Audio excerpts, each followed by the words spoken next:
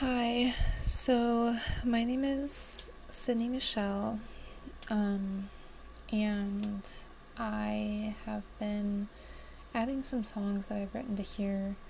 I've written a whole bunch, like maybe 20 or so, but I'm not very good at the musicality part of it, to be quite honest. I'm good at the rhyming part and the coming up with ideas and things like that, just because I'm in my early 20s and in college, and so I'm going through all these experiences that I would love to talk about and share with other people, but it's like hard to do that in the real world. And so I created this account under not a fake name, but it's a name that isn't my own, but it's important to me.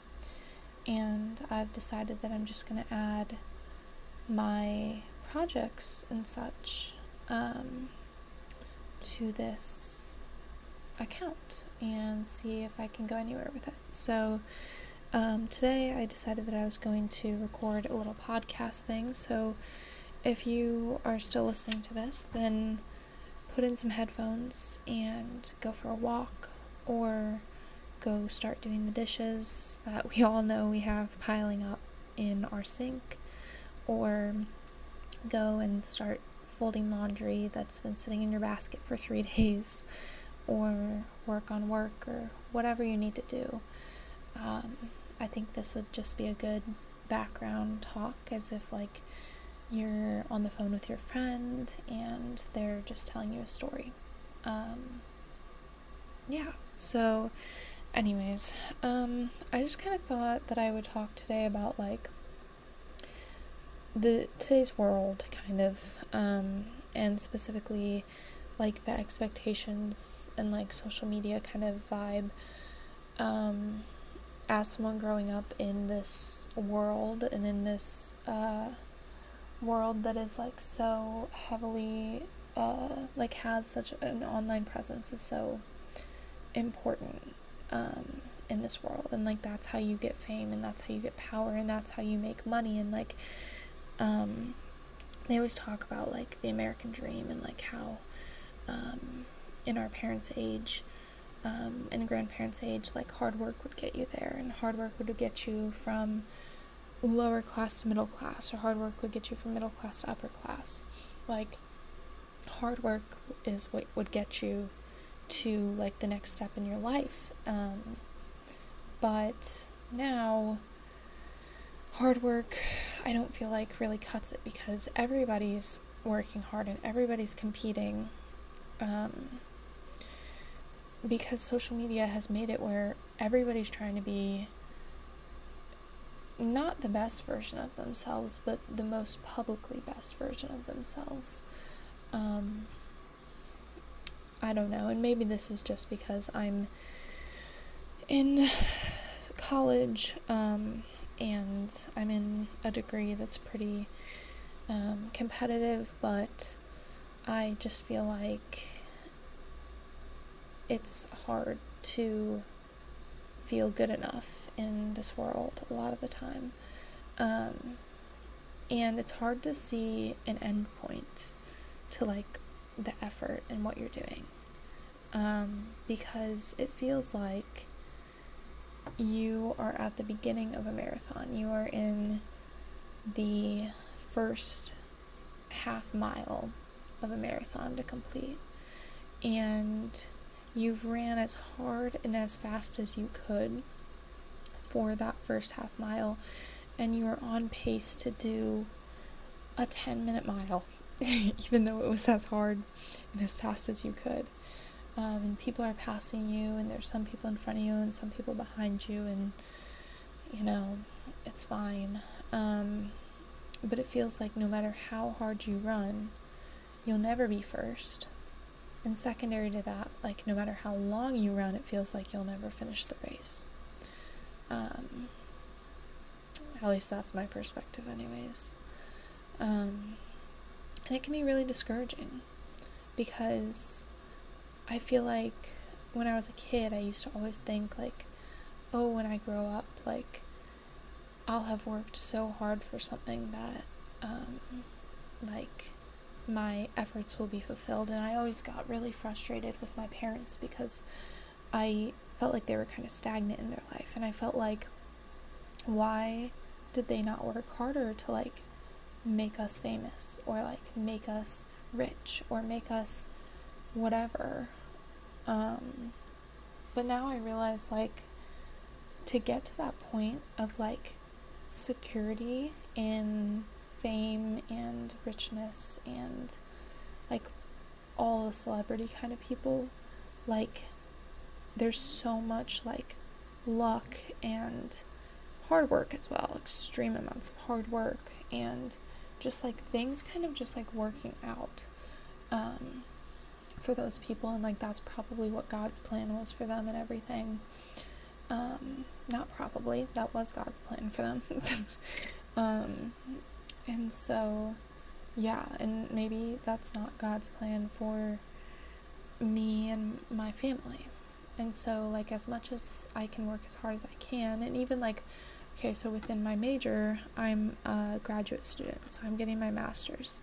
So I will be a master of this major, of this skill, as compared to the regular population.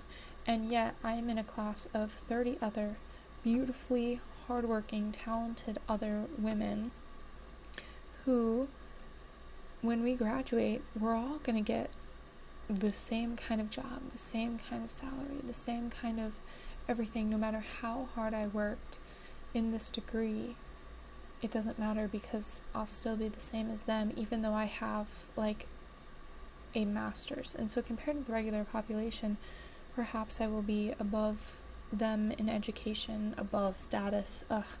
So frustrating.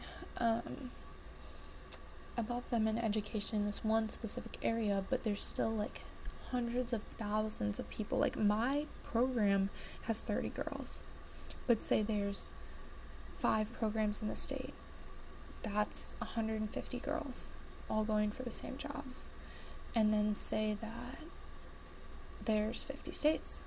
50 times 150, whatever the hell that is, like 15 times 5, which is 60, 75, 750 girls in a year. Maybe that's right, maybe that's not. I don't know. I'm not very good at math. My major is not math. 750 girls that are getting this degree and are all getting the same job, same salary, same whatever. And I say girls because I'm in a very female-dominated field. And, like, my program, for example, doesn't have any guys, and where I went to undergrad only had one guy in our cohort. So, anyways, and then it's just kind of like, and every year there's 750 girls coming through.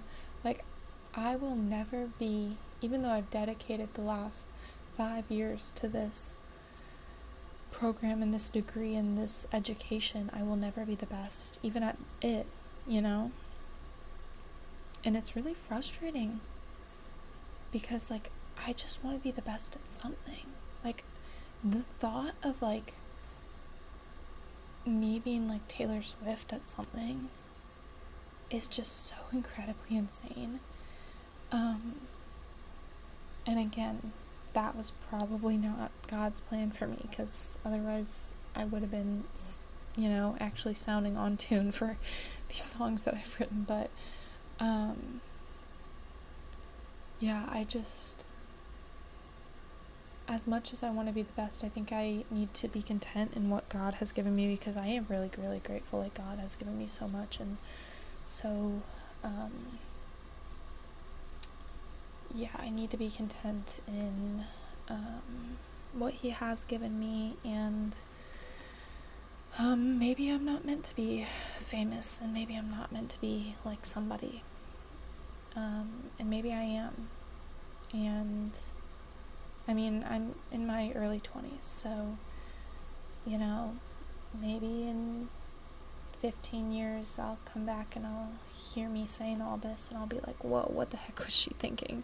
Like, she did become somebody. But if I don't, like, I need to be okay with that, and I think that that's something that I'm coming to terms with, and I have been throughout college, because prior to college I really genuinely thought like I could be anybody that I want, I could be anything that I want. I had never been told like, you can't do this.